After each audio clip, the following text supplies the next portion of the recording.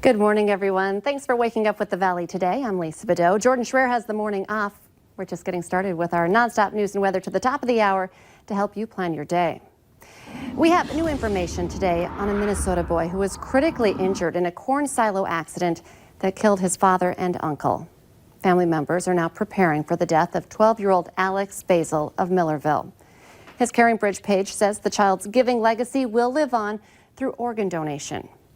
Alex's father and uncle, Kurt and Steve Basil, died last weekend from inhalation of gas from high-moisture corn that was stored in the silo. Kurt and Alex first passed out from the fumes. Steve then attempted to come to their rescue, but he too was overcome. The Basil brothers were both volunteer firefighters for the Millerville Fire Department.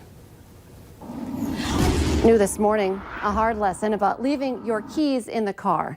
A woman left her vehicle running and unlocked while in a Fargo gas station for just a quick purchase last night. And when she came out, her car was gone. A patrol officer happened to be in the area and found the car within just a few minutes. 36-year-old Michael Mead Jr. was arrested for possession of a stolen vehicle and DUI. Police across the metro are warning people about ice on retention ponds around town. They say none of it is safe for any activity. Recent warm weather has decreased the ice thickness and opened up ponds in some areas. Increased salt water being drained into the ponds also impacts the integrity of the ice. Police are also urging you to stay off of the Cheyenne River. Let's get a check now of our storm team forecast. It's 8 minutes before 7 and we check in with Justin Fanfarelli. And thank you, Lisa. Good morning, everybody. We've got a nice day in store for the day today. We got mostly sunny skies and temperatures getting into the lower 20s, which is not bad for this time of year. Most of us starting off into the mid-teens across the region. Let's take a look at what to expect. We're going to stay into the teens through around the midday hour, and any clouds that we have across the region will move away. We got sunny skies across the region, and there's your highs into the lower 20s. Evening plans tonight look pretty good. Temperatures falling back into the teens, though, with just an increase in the clouds. And around daybreak on Saturday, the snow will start to move in, and we're going to have some light snow and some light northeasterly winds through around late afternoon on Saturday. That is tomorrow. And as we go through later on into the evening tomorrow and during the overnight Saturday into Sunday, then the snow really starts to pick up. We have this low that's going to move just off to the south of Minneapolis. They're going to get rain in that area, and it's going to strengthen, which means that it's going to pull in more moisture from the Gulf of Mexico. We're going to be on its cool side with temperatures just below the freezing mark, and the strengthening storm will give us a lot of wind. The wind's starting to pick up by Sunday morning, and we're going to have periods of heavy snow throughout Sunday morning, Sunday afternoon, Sunday evening, and even into Monday morning with a lot of blowing and drifting, causing almost impossible travel across most of the region.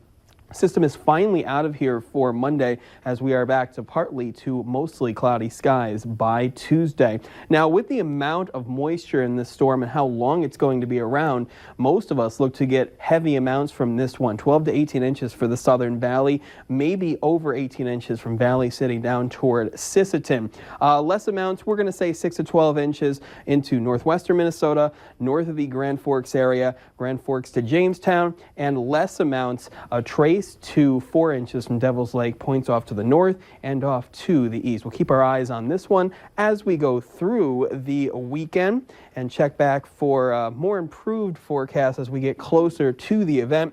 Temperatures near 30 for both Saturday and Sunday, and 18 on Monday as the system works out by afternoon. Near 20 on Tuesday, partly cloudy, and up to 27 on Wednesday with partly cloudy skies. Another slight chance of some snow showers Thursday with a high of 22 degrees. There's your weather. Let's check in with Evan Fry now with your traffic. Justin, and good morning, Red River Valley. We are finishing up this hour on I-29. We're heading southbound. Now, the traffic flow has been pretty slow all week, but today things are picking up just a little bit. You can see in the northbound lanes of I-29 up ahead, we got some vehicles going down that way, and it was really busy between Main Avenue and the turnoff from I-94. There you go. You can see it pick up a little bit by the Main Avenue turnoff right now, but here in the southbound lanes, things are moving very smoothly, but on the north side, might be facing a little bit of congestion here and there, but overall, it's really nothing affecting the traffic flow. It's just a little bit busier than what we've been seeing for the rest of this week. Now, road conditions were the big topic of discussion yesterday. And overall, they've improved immensely. There's still some slick spots here and there. Of course, we're going to have that pretty much until March. But for right now, the road conditions are about as ideal as we're going to get. But go ahead and give yourself a couple extra minutes, especially in the northbound lanes of I-29 or the westbound lanes of I-94. Those are the busiest ones. Make sure to give yourself plenty of time with the other vehicles on the road and the slick spots you might encounter. For your traffic on the move, I'm Devin Fry. A man is in jail after a short pursuit in Clay County. A deputy tried pulling over Marcus Kingbird near Sabin early this morning. The sheriff's office says Kingbird took off, but eventually got his vehicle stuck in a snowbank. Deputies had to taser and pepper spray him to get him into custody. He's facing several charges, including burglary. Sheriff Mark Empting says Kingbird was driving a stolen vehicle out of Bemidji. Let's take a look at this week's Valley's Most Wanted. Police say 30-year-old Pavel Boyce is wanted for a probation violation on a drug possession charge. His picture is up on your TV. Take a look and call your local law enforcement if you have any information on him.